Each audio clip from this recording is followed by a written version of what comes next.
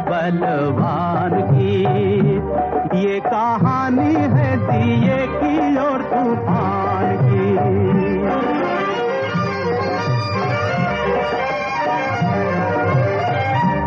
बड़े जोर से तूफान आया भरता उड़ान, उस छोटे से दिए का बल मापने। तब दिया दुखियारा वो बेचारा बेसहारा, चला दांव पे लगाने बाजी प्राण की। ये कहानी है दिए की और तूफान की। ओम शांति 29/12/2023 प्रातः मुरली। ओम शांति। बाप दादा मधुबन। बाबाज कह रहे हैं, मीठे बच्चे, प्रश्नों में मूंझना छोड़ मन मना भव रहो। बाप और वर्षे को याद करो, पवित्र बनो और बनाओ। मीठे बच्चे, प्रश्नों में मूंझना छोड़ मन मना भव रहो। बाप और वर्षे को याद करो, पवित्र बनो और बनाओ। प्रश्न, शिव बाबा तुम बच्चों से अपनी पूजा नहीं करवा सकते हैं, क्यों? बाबा कहते हैं, मैं तुम बच्चों का मोस्ट ओबीडियंट सर्वेंट हूँ। तुम बच्चे मेरे मालिक हो। मैं तो तुम बच्चों को नमस्ते करता हूँ। बाप है निरअहंकारी, बच्चों को भी बाप समान बनना है। मैं तुम बच्चों से अपनी पूजा कैसे कराऊंगा? मेरे पैर भी नहीं हैं जिसको तुम धुलाई करो। तुम्हें तो खुदाई खिदमतगार बन विश्व की सेवा करनी है। गीत, निर्बल से लड़ाई बलवान की। ओम शांति। निराकार शिव भगवानुवाच। शिव बाबा निराकार है और आत्माएं जो शिव बाबा कहती हैं वो भी असल में निराकार है। निराकारी दुनिया में रहने वाले हैं, यहाँ पार्ट बजाने के लिए साकार बने हैं। अब हम सब को तो पैर है, श्री कृष्ण को भी पाँव हैं। पैर पूजते हैं ना, शिव बाबा कहते हैं, मैं तो हूँ ओबीडियंट। मेरे पैर है नहीं जो तुमसे पैर धुलाऊं या पूजा कराऊं। सन्यासी पैर धुलाते हैं ना, गृहस्थी लोग जाकर उनके पैर धोते हैं। पैर तो मनुष्य के हैं, शिव बाबा को पैर ही नहीं है जो तुमको पैर की पूजा करनी पड़े। ये है पूजा की सामग्री। बाप कहते हैं, मैं तो ज्ञान का सागर हूँ, मैं अपने बच्चों से कैसे पैर धुलाऊंगा? बाप तो कहते हैं, वंदे मातरम। माताओं को फिर क्या कहना है? हाँ, खड़े होकर कहेंगे, शिव बाबा नमस्ते। जैसे सलाम वालेकुम कहते हैं ना, सो भी बाप को पहले नमस्ते करना पड़ता है। कहते हैं, आई एम मोस्ट ओबीडियंट, बेहद का सर्वेंट हूँ। निराकार और निरअहंकारी कितना है, पूजा की तो बात ही नहीं। मोस्ट बिलवेड चिल्ड्रन जो मिल्कियत के मालिक बनते हैं, उनसे कैसे पूजा कराएंगे? हाँ, छोटे बच्चे बाप के पांव पड़ते हैं क्योंकि बाप बड़ा है, परंतु वास्तव में तो बाप बच्चों का भी सर्वेंट है। जानते हैं कि बच्चों को माया बहुत तंग करती है, बहुत कड़ा पाठ है, बहुत अपार दुख अजुन आने वाले हैं। ये सारी बेहद की बातें हैं, तभी बेहद का बाप आते हैं। बाप कहते हैं, दाता मैं एक ही हूँ, अन्य किसी को भी दाता नहीं कह सकते। बाप से सब मांगते हैं, साधु लोग भी मुक्ति मांगते हैं। भारत के गृहस्थी लोग भगवान से जीवन मुक्ति मांगते हैं, तो दाता एक हो गया। गाया भी हुआ है, सर्व का सद्गति दाता एक। साधु लोग जब खुद ही साधना करते हैं तो औरों को फिर गति सद्गति कैसे दे सकते हैं? मुक्ति धाम और जीवन मुक्ति धाम दोनों का प्रोपराइटर एक ही बाप है। वो अपने समय पर आते हैं एक ही बार, और सभी जन्म मरण में आते रहते हैं। यह एक ही बार आते हैं जबकि रावण का राज्य खत्म होना होता है, उसके पहले आ नहीं सकते। ड्रामा में पार्ट ही नहीं है। तो बाप कहते हैं, तुमने मेरे द्वारा मुझे अब पहचाना है। मनुष्य नहीं जानते तो सर्वव्यापी कह देते हैं। अभी तो है रावण राज्य, भारतवासी ही रावण को जलाते रहते हैं, तो सिद्ध है रावण राज्य भारत में है, राम राज्य भी भारत में है। ये बातें राम राज्य स्थापन करने वाला ही समझाते हैं कि कैसे अब रावण राज्य है। ये कौन समझाते हैं? निराकार शिव भगवानुवाच। आत्मा को शिव नहीं कहेंगे, आत्माएं हैं सब शालिग्राम। शिव एक को ही कहा जाता है, शालिग्राम तो अनेक होते हैं। ये है रुद्र ज्ञान यज्ञ। वो ब्राह्मण लोग जो यज्ञ रचते हैं उसमें एक बड़ा शिवलिंग और छोटे छोटे शालिग्राम बनाकर पूजा करते हैं। देवियों आदि की पूजा तो वर्ष वर्ष होती है। ये तो रोज मिट्टी के बनाते हैं और पूजा करते हैं। रुद्र का बड़ा मान होता है। शालिग्राम कौन है वो तो जानते नहीं। तुम शिव शक्ति से ना पतितों को पावन बनाती हो। शिव की पूजा तो होती है, शालिग्राम कहाँ जाए? तो बहुत मनुष्य रुद्र यज्ञ रच शालिग्रामों की पूजा करते हैं। शिव बाबा के साथ बच्चों ने मेहनत की है, शिव बाबा के मददगार है। उन्हों को कहा जाता है खुदाई खिदमतगार। खुद निराकार भी ज़रूर कोई शरीर में आएंगे ना। स्वर्ग में तो खिदमत की दरकार नहीं। शिव बाबा कहते हैं देखो ये मेरे खिदमतगार बच्चे हैं। नंबरवार तो है ना, सबकी पूजा तो कर ना सके। ये यज्ञ भी भारत में ही होते हैं। ये राज बाप ही समझाते हैं। वो ब्राह्मण लोग व सेठ लोग थोड़ी ही जानते हैं। वास्तव में ये है रुद्र ज्ञान यज्ञ। बच्चे पवित्र बन भारत को स्वर्ग बनाते हैं। ये बड़ी हॉस्पिटल है जहाँ योग द्वारा हम एवर हेल्दी बनते हैं। बाप कहते हैं मुझे याद करो। देह अहंकार पहला नंबर विकार है जो योग तोड़ता है। बॉडी कॉन्शियस होते हो, बाप को भूलते हो, तभी फिर और विकार आ जाते हैं। ये योग निरंतर लगाना बड़ी मेहनत है। मनुष्य श्री कृष्ण को भगवान समझ उनकी पूजा करते हैं, परंतु वो पतित पावन तो है नहीं जिनके पैर पूजे जाए।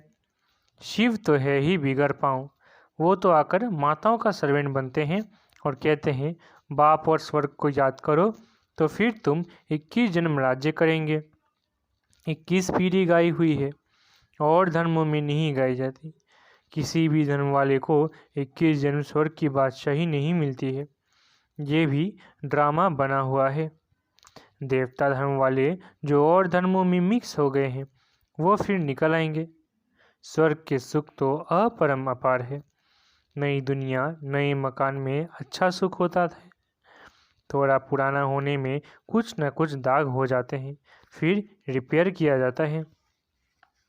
तो जैसे बाप की महिमा अपरंपार है वैसे स्वर्ग की महिमा भी अपरंपार है, जिसका मालिक बनने का तुम पुरुषार्थ कर रहे हो और कोई स्वर्ग का मालिक बना ना सके।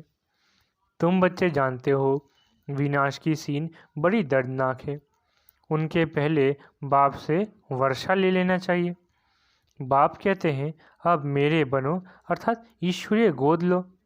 शिव बाबा बड़ा है ना, तो तुमको प्राप्ति बहुत है। स्वर्ग के सुख अपरम अपार है। नाम सुनते ही मुख पानी होता है। कहते भी है फलाना स्वर्ग पधारा। स्वर्ग प्यारा लगता है ना।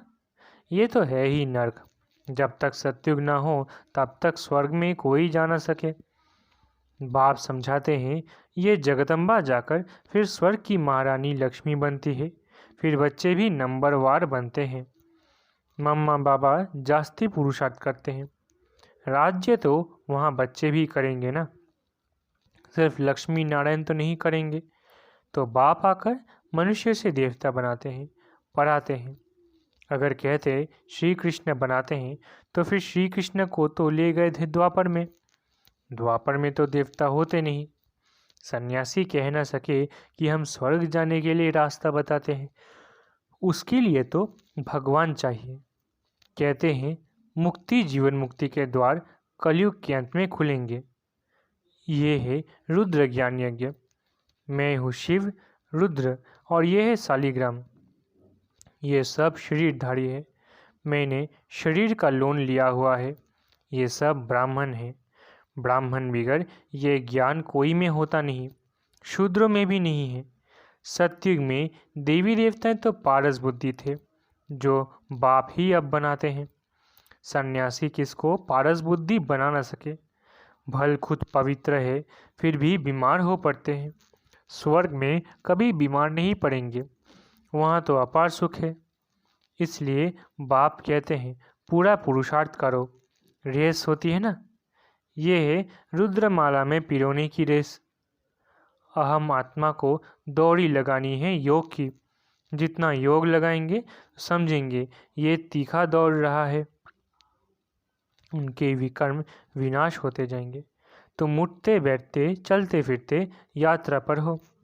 बुद्धि योग की ये बहुत अच्छी यात्रा है। तुम कहते हो ऐसे स्वर्ग के अपरम अपार सुख पाने के लिए पवित्र क्यों नहीं रहेंगे? हमको माया हिला नहीं सकती। प्रतिज्ञा करनी होती है, अंतिम जन्म है, मरना तो है ही, तो क्यों नहीं बाप से वर्षा ले लेवे। कितने बाबा के बच्चे हैं, प्रजापिता है तो ज़रूर नई रचना रचते हैं। नई रचना होती है ब्राह्मणों की। ब्राह्मण हैं रूहानी सोशल वर्कर, देवता तो प्रारब्ध भोगते हैं। तुम भारत की सर्विस करते हो, इसलिए तुम ही स्वर्ग के मालिक बनते हो। भारत की सर्विस करने में सबकी सर्विस हो जाती है। तो ये है रुद्र ज्ञान यज्ञ। रुद्र शिव को कहा जाता है, न कि श्री कृष्ण को।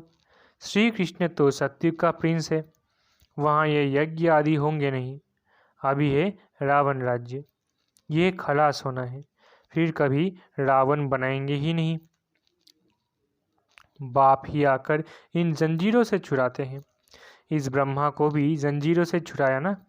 शास्त्र पढ़ते पढ़ते क्या हालत हुई है। तो बाप कहते हैं अब मुझे याद करो। बाप को याद करने की हिम्मत नहीं है, पवित्र रहते नहीं, फालतू प्रश्न पूछते रहते हैं। तो बाप कहते हैं मन मना भव। अगर किसी बात में मूंझते हो तो उसको छोड़ दो, मन मना भव। ऐसे नहीं कि प्रश्न का रिस्पॉन्स नहीं मिला तो पढ़ना ही छोड़ दो। कहते हैं भगवान है तो रिस्पॉन्स क्यों नहीं देते। बाप कहते हैं तुम्हारा काम है बाप और वर्षे से चक्र को भी याद करना पड़े। वो भी त्रिमूर्ति और चक्र दिखाते हैं, लिखते हैं सत्यमेव जयते, परंतु अर्थ नहीं समझते। तुम समझा सकते हो, शिव बाबा को याद किया तो सूक्ष्म वतनवासी ब्रह्मा विष्णु शंकर भी याद आएंगे और स्वदर्शन चक्र को याद करने से विजयंती हो जाएंगे। जयते माना माया पर जीत पहनेंगे। इतनी समझ की बात है। यहाँ कायदे हैं, हंसों की सभा में बगुले बैठ न सके। बीके जो स्वर्ग की परी बनाती है उन पर बड़ी रिस्पॉन्सिबिलिटी है।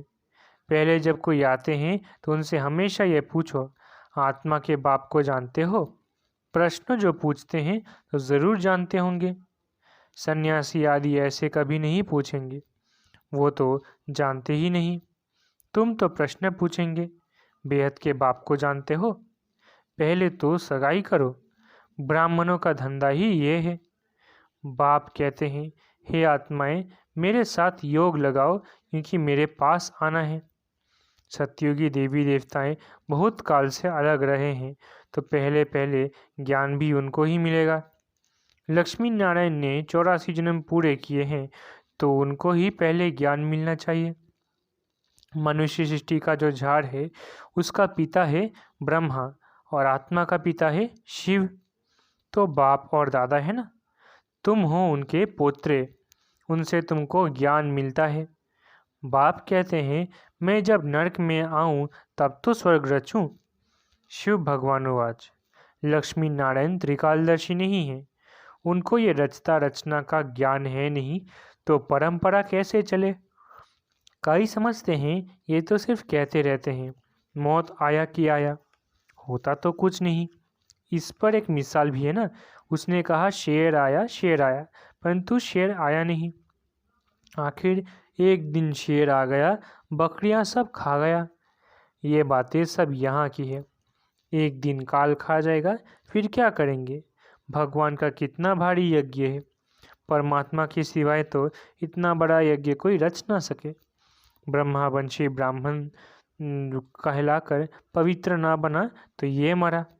शिव बाबा से प्रतिज्ञा करनी होती है, मीठा बाबा, स्वर्ग का मालिक बनाने वाला बाबा, मैं तो आपका हूँ, अंत तक आपका होकर रहूँगा।